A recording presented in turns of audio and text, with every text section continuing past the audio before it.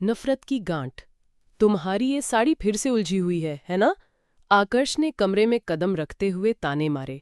धृति ने घबराते हुए वैक्यूम क्लीनर बंद करने की कोशिश की, लेकिन उसकी साड़ी का पल्लू पहले ही उसमें फंस चुका था। वो अपनी साड़ी को सहेजने में लगी थी, लेकिन कोई मदद मिलती नहीं दिख रही थी। सच में तुमसे कुछ भी ठीक से नहीं हो सकता, आकर्ष ने झुंझलाते हुए कहा और जल्दी से क्लीनर का स्विच बंद करके उसकी साड़ी बाहर निकाल दी। उसके चेहरे पर चिड़चिड़ाहट साफ झलक रही थी और उसने बिना एक शब्द कहे साड़ी धृति की ओर फेंक दी। धृति ने अपनी साड़ी को ठीक से संभालने की कोशिश की और बाथरूम की ओर भागी। उसके आंसू उसके आंखों में आ गए थे, लेकिन उसने अपनी पीड़ा को छिपाने की कोशिश की। शायद वो मुझे कभी समझ नहीं पाएंगे, उसने सोचा। धृति और आकर्ष की शादी महज एक जमीन के सौदे के तहत हुई थी। धृति एक साधारण गांव की लड़की थी, जिसे बड़े शहर के आधुनिक उपकरणों और रहन सहन का बिल्कुल अंदाजा नहीं था। वहीं आकर्ष, जो लंदन से एमबीए करके लौटा था, उसे उसकी सादगी और गांव वाली आदतों से गहरी नफरत थी। हर दिन की तरह आज भी उसे कोई बहाना मिल गया था धृति की आलोचना करने का। माँ जी, मैं खाना बना दूं? धृति ने कुछ वक्त बाद अपने आंसू पूंछते हुए किचन में जाने की कोशिश की।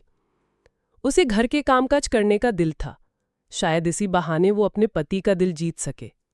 नहीं धृति, तुम्हें जरूरत नहीं है, घर में नौकर हैं जो ये सब देख लेंगे। आकर्ष ने फिर से धृति की कोशिश को टोकते हुए कहा। उसकी आवाज में कठोरता साफ सुनाई दे रही थी।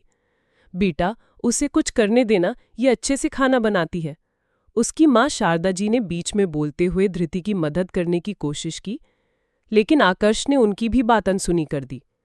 खाना बनाएगी? कहाँ? गोबर के चूल्हे पर, आकर्ष ने व्यंग्य भरी हंसी के साथ कहा।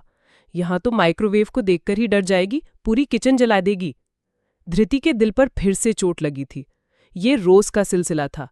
आकर्ष उसे नीचा दिखाने का कोई मौका नहीं छोड़ता था। कभी उसके कपड़ों पर, कभी उसके बोलने के तरीके पर, तो कभी उसकी झिझक पर। उसके लिए धृति सिर्फ एक अनचाहम समझौता थी, एक गंवार लड़की जो उसकी आधुनिक दुनिया में फिट नहीं होती थी। कुछ हफ्तों बाद आकर्ष ने घर पर एक बिजनेस पार्टी रखी। उसके सारे दोस्त और सहकर्मी आने वाले थे। शारदा जी ने धृति को समझाया, बेटा आज अच्छे से तैयार होना, आकर्ष के दोस्तों के सामने हमारी इज्जत का सवाल है। धृति ने अपनी सबसे सुंदर सिल्क की साड़ी पहनी, हल्का सा मेकअप किया और बालों का जूड़ा बनाया। जब वो नीचे आई तो आकर्ष ने उसे सिर से पांव तक देखा और घृणा से मुंह बना लिया।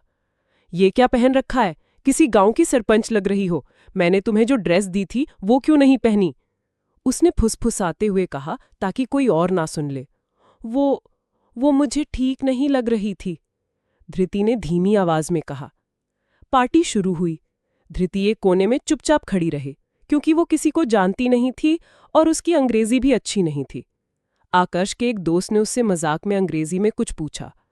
धृति समझ तो गई, पर जवाब देने में झिझक रही थी। उसकी चुप्पी देखकर सब हंस पड़े। आकर्ष ने स्थिति को संभालने के बजाय अपने दोस्तों के साथ मिलकर उसका मजाक उड़ाया। अरे छोड़ो यार, इसे हिंदी भी ठीक से बोलनी आ जाए वही बहुत है, आकर्ष ने हंसते हुए कहा।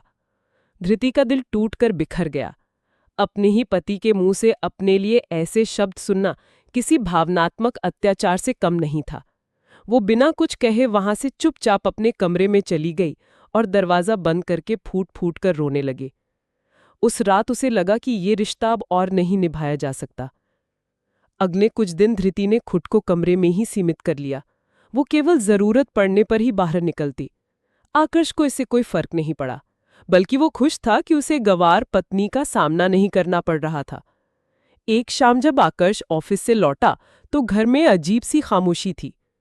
नौकरों ने बताया कि शारदा जी की तबीयत अचानक बहुत खराब हो गई है और उन्हें तेज बुखार है। डॉक्टर ने आकर दवाइयां दी थी और आराम करने को कहा था। आकर्ष अपनी माँ के कमरे में गया। वो वाकई बहुत बीमार लग रही थी।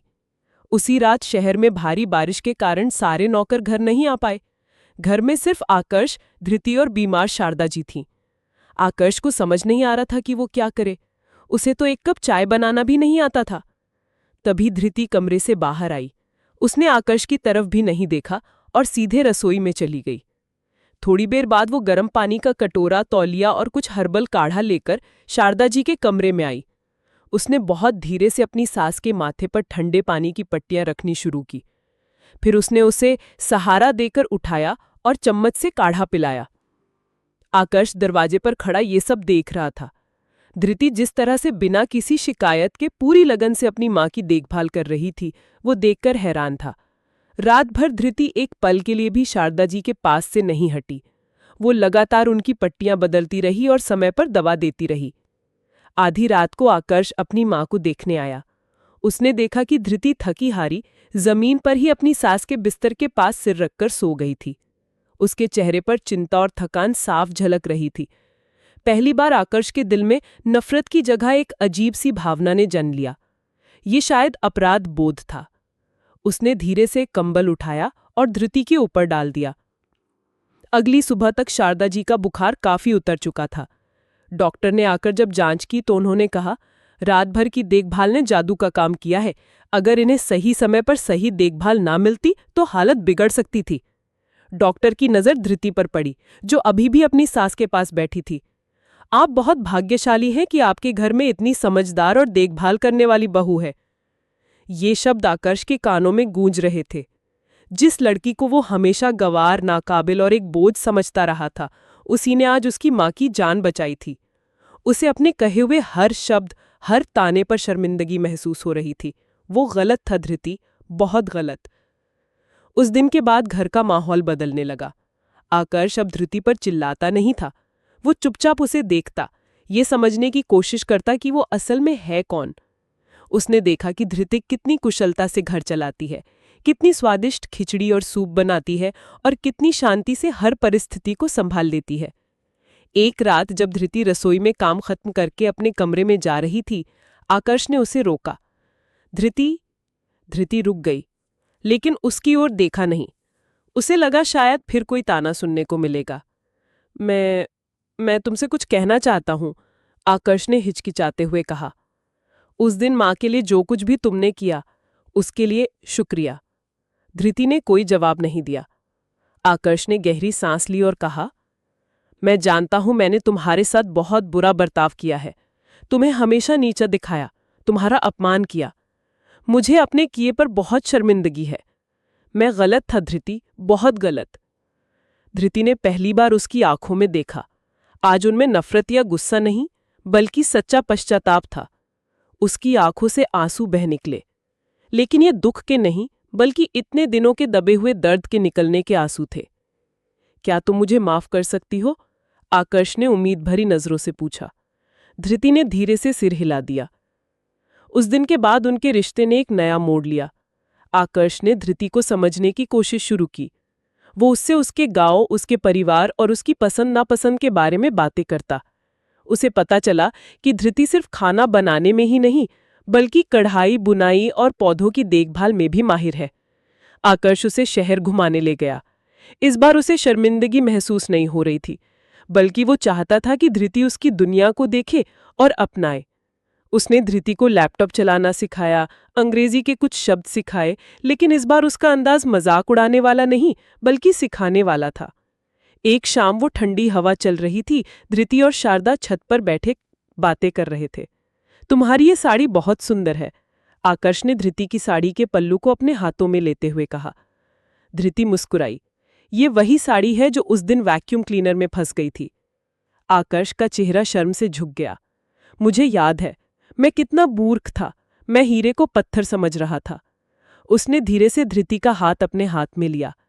धृति, हमारी शादी एक सौदे के तहत हुई थी, लेकिन क्या हम इसे एक असली रिश्ते में बदल सकते हैं?